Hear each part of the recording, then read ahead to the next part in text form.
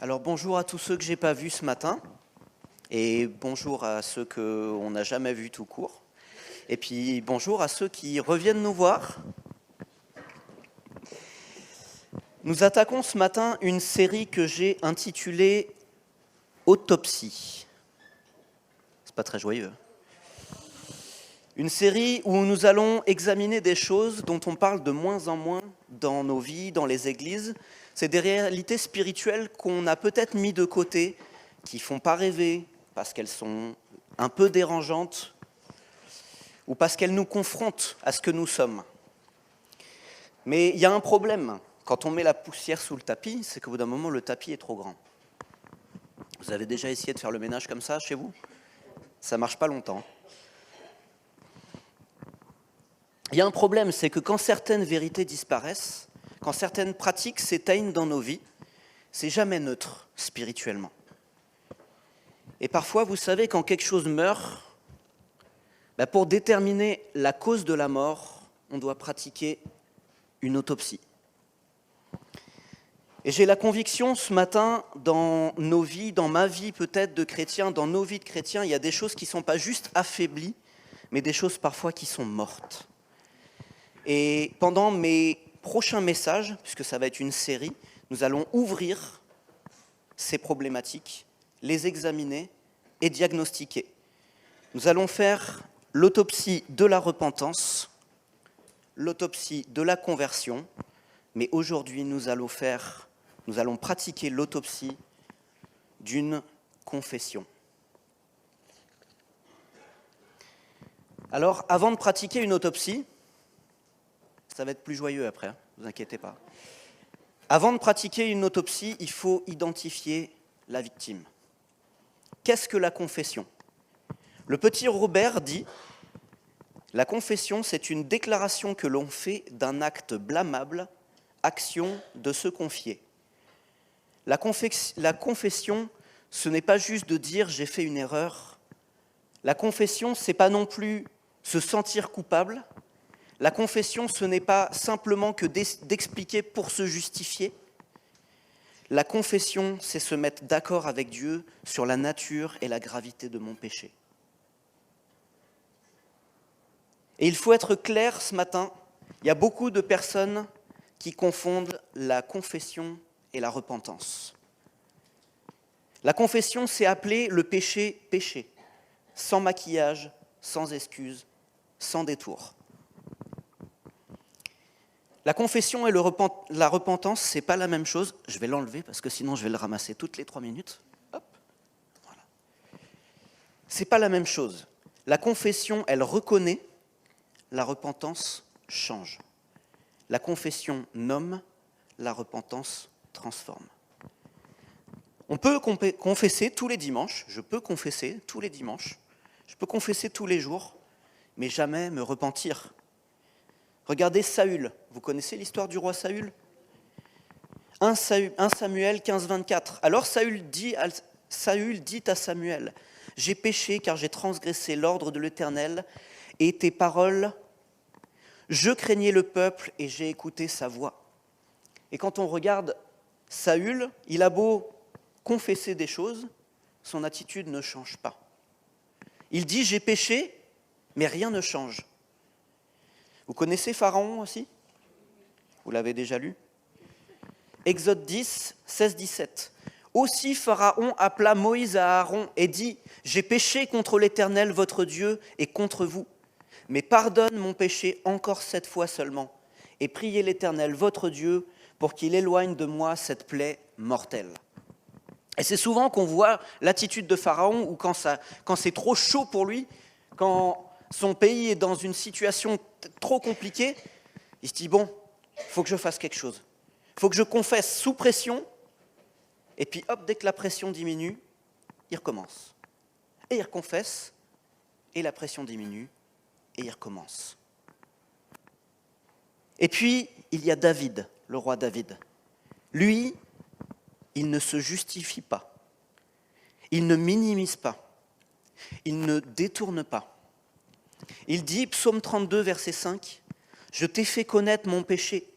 Je n'ai pas caché mon iniquité.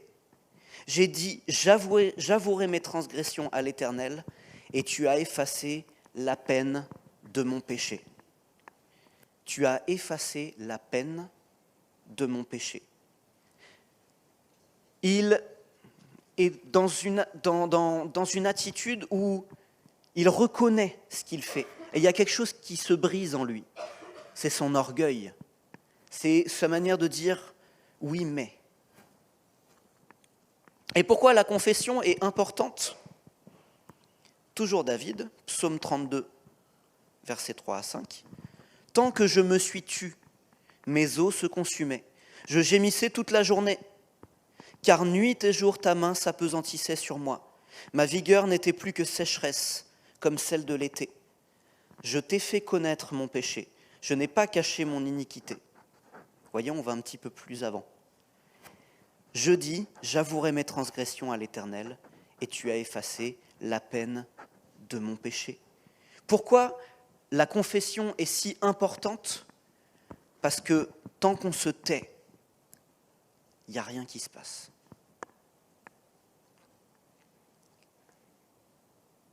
Mais attention, la confession, c'est pas grave.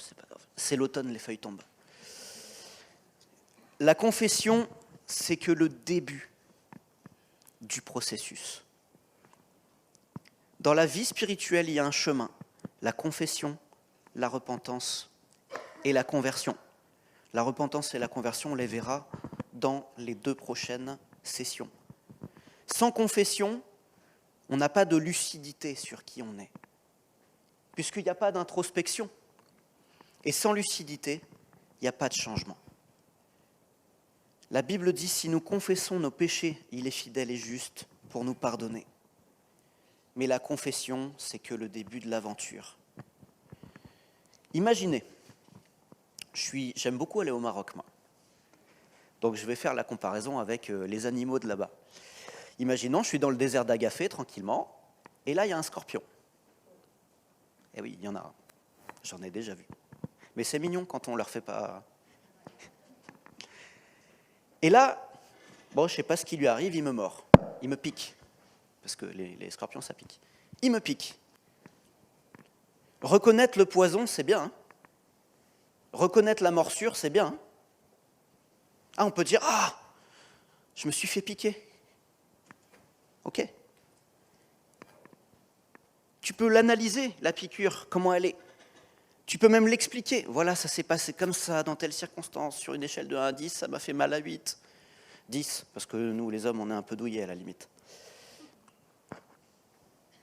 Mais si tu fais rien, il va se passer quelque chose. Alors tu vas peut-être pas mourir, mais tu vas peut-être mourir.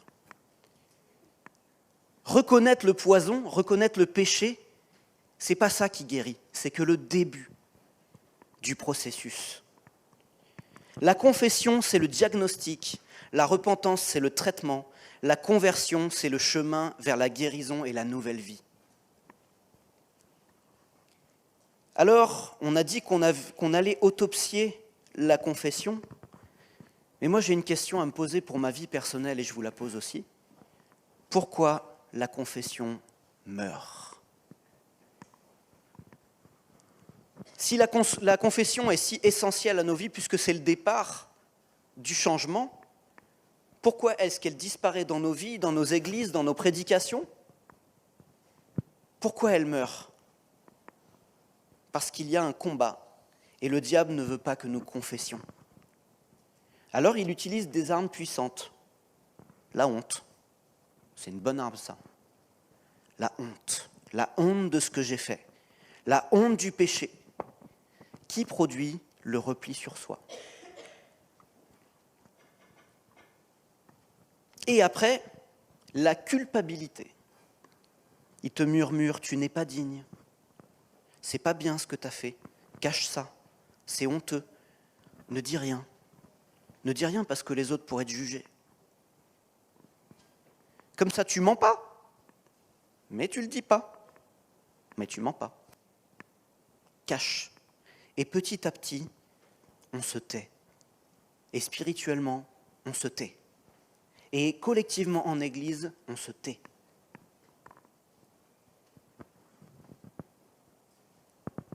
Tout ce qu'on cache dans nos vies, ça nous enchaîne. Vous connaissez le champignon, la mérule? Pour ceux qui font un peu de bâtiment, vous devez connaître. Je regarde Nico, je suis sûr qu'il connaît. La mérule, c'est un champignon qui mange le bois d'une maison. Mais il peut vous dévorer une maison. Et il a la particularité, ce champignon, de ne vivre que dans les espaces sans lumière et avec de l'humidité.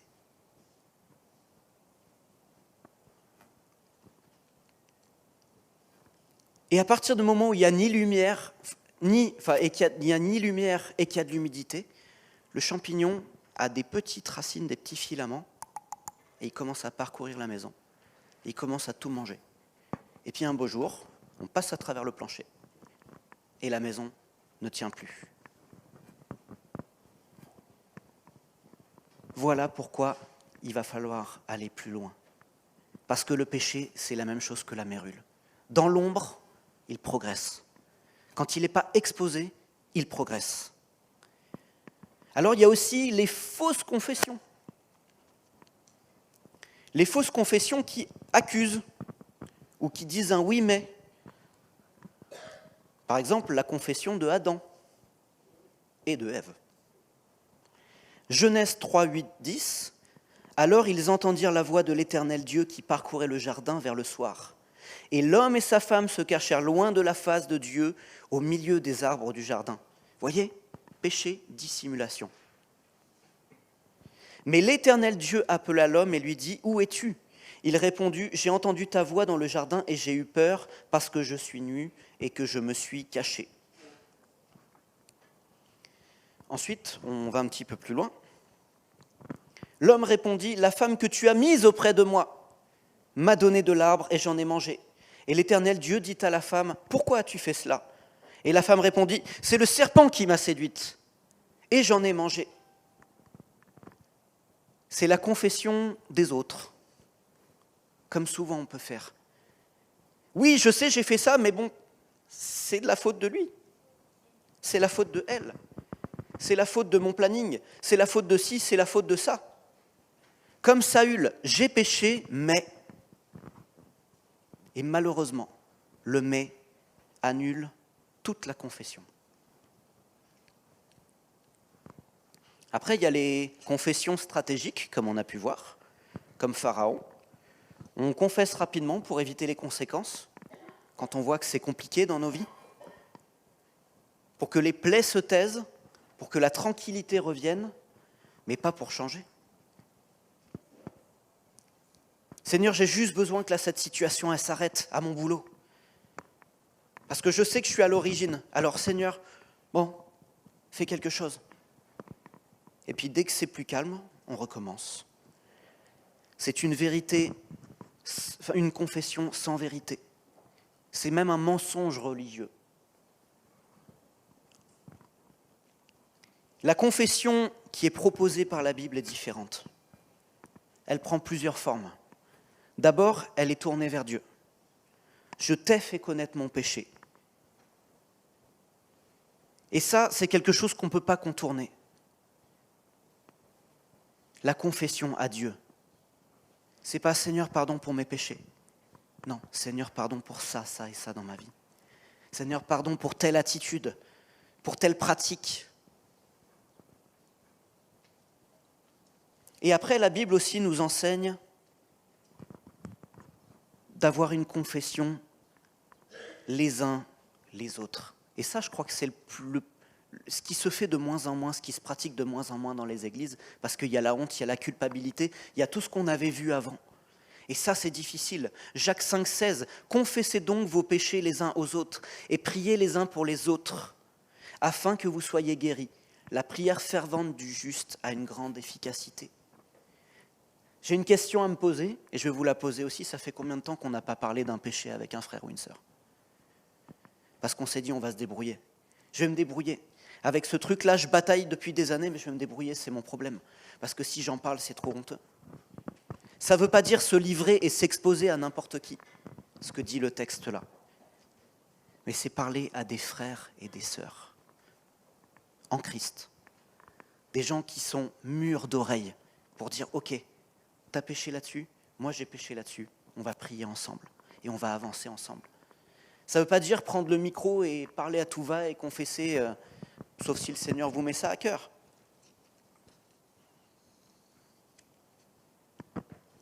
Parce qu'il y a certains péchés qui ne détruisent pas seulement votre relation avec Dieu, ma relation avec Dieu, mais il y a des péchés qui détruisent la relation avec les autres. Par l'enfermement, ou par l'énervement, ou par le non-pardon.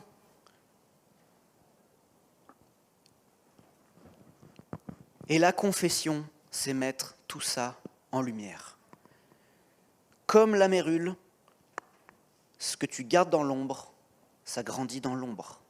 Ce que tu exposes à la lumière perd son pouvoir. 1 Jean 1, verset 7, « Si nous marchons dans la lumière, comme il est lui-même dans la lumière, nous sommes mutuellement en communion et le sang de Jésus, son Fils, nous purifie de tout péché. » Je relis, « Mais si nous marchons dans la lumière, comme il est lui-même dans la lumière, nous sommes mutuellement en communion et le sang de Jésus, son Fils, nous purifie de tout péché. » Amen. Il faut bien comprendre une chose, et ça c'est quelque chose peut-être qui a été difficile à comprendre aussi dans ma vie, c'est que la confession, elle n'humilie pas, elle libère. David, il expose toute sa vie, et pourtant Dieu le relève. La lumière ne condamne pas, elle relève pour guérir. La confession n'est qu'un début. Et pourtant, c'est là que beaucoup s'arrêtent. Et c'est là que souvent dans ma vie, je me suis arrêté. Seigneur, ouais, j'ai ça dans ma vie. Et j'y retourne. Et je recommence. On reconnaît et on ne change pas. On parle, mais on ne bouge pas. Ah! Le scorpion m'a mordu. Bon, continue.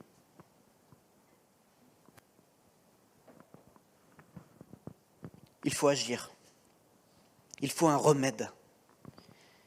Il faut arrêter, à chaque fois que le scorpion me pique, que je dise « Tiens, j'ai pas bien senti, tu peux recommencer ?» Et encore, et encore. Et souvent dans ma vie, j'ai fait comme ça. La repentance ne menait qu'à une chose. Ouais, ça fait pas si mal que ça en fait. J'y retourne, et j'y retourne, et j'y retourne. Vous savez, la confession, c'est pas juste Dieu qui veut nous entendre parler. Et je sais que c'est pas un message qui est très très populaire. Mais Dieu veut pas juste nous entendre parler de nos péchés. Il veut pas juste entendre Julien raconter tout ce qu'il a fait de mal dans sa journée. Il veut transformer les cœurs, transformer les vies. La confession sans repentance, c'est un cycle sans fin.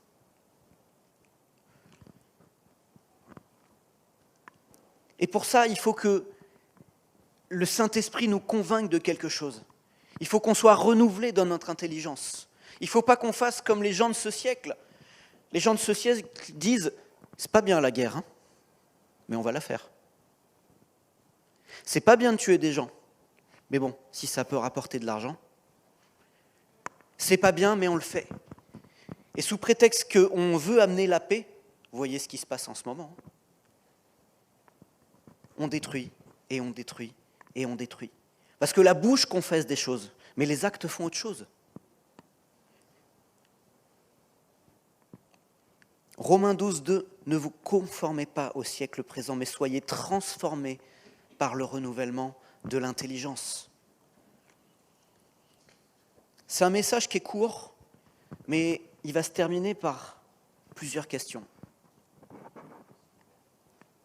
Qu'est-ce que tu caches encore ? Qu'est-ce que je cache encore ? Qu'est-ce que j'ai jamais vraiment confessé ? Ou qu'est-ce que j'ai jamais vraiment voulu confesser ? Où est-ce que je me suis arrêté ? Où est-ce que tu t'es arrêté dans le processus ? Est-ce que tu t'es arrêté à la confession ou est-ce qu'on va aller un petit peu plus loin? Est-ce que tu veux aller un petit peu plus loin? Et moi, j'en suis là sur certains aspects de ma vie. Et c'est pour ça que je vous en parle. Parce que ce n'est pas pour une leçon de morale, c'est pour une leçon de vie avant tout.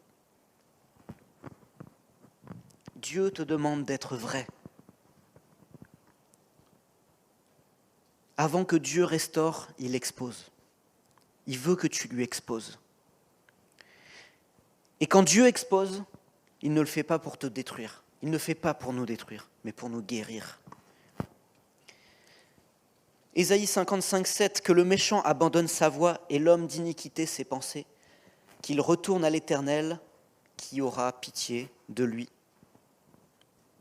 Aujourd'hui, je crois que dans cette autopsie de la confession, le Seigneur veut nous amener plus loin, personnellement et en tant qu'Église. Jusqu'à quand on va continuer à cacher le péché et dans nos vies et à nos frères et sœurs, et qu'on va continuer à le faire grandir dans l'ombre? Aujourd'hui, c'est la confession, c'est le point de départ. Mais une vraie confession produit un fruit. Et on commencera par là la fois prochaine, Luc 3, 8. Produisez donc des fruits dignes de la repentance. Seigneur, merci. Seigneur, merci parce que toi, tu ne nous as pas jugés, mais au contraire, tu nous as acceptés à la croix avec ce que nous étions. Et Seigneur, tu as cloué chacun des péchés sur la croix. C'est pour chacun d'entre eux que tu es mort, pour chacun d'entre nous. Il n'y a pas de péché trop grand ou trop inavouable que tu n'as pas cloué à la croix. Et Seigneur, nous te remercions, Seigneur, parce que tu nous as donné cette chose magnifique qu'est la confession. Mais Seigneur, nous ne voulons pas nous arrêter à ça. Nous ne voulons pas le faire par intérêt. Nous ne voulons pas le faire juste pour que des situations arrêtent de devenir incontrôlables. Mais nous voulons le faire pour marcher de progrès en progrès avec toi. Seigneur, je veux te prier, Seigneur. Et pardon d'avoir mis souvent la confession dans ma vie sur la table du mort. Parce que je ne la pratique plus. Parce que je ne la fais plus. Parce que j'ai trop honte de ce que j'ai fait. Seigneur, viens nous aider chacun personnellement à ne pas avoir honte, mais au contraire à nous approcher de toi, en sachant que tu as tout payé pour chacun d'entre nous. Seigneur, je te prie pour mes frères et mes sœurs. Je ne connais pas tous leur vie. Je ne connais pas tous les choses qui sont cachées. Mais Seigneur, aide-nous individuellement et collectivement à retourner vers ce que ta parole dit. Confessez vos péchés les uns avec les autres. Priez les uns pour les autres. Et Seigneur, que nous puissions aussi venir à toi avec un vrai cœur. Que le soir, quand on te prie et qu'on te demande pardon, Seigneur, pour la journée, qu'on puisse dire, Seigneur, pardon pour ça. J'en veux plus dans ma vie. Seigneur, pardon pour ça. Aide-moi, je t'en supplie. Pour que la confession passe à la repentance et que la repentance passe à la conversion. Nous avons tellement besoin de toi, tellement besoin que tu nous rappelles chaque jour, je suis là pour t'écouter. Seigneur, bénis mes frères et mes sœurs.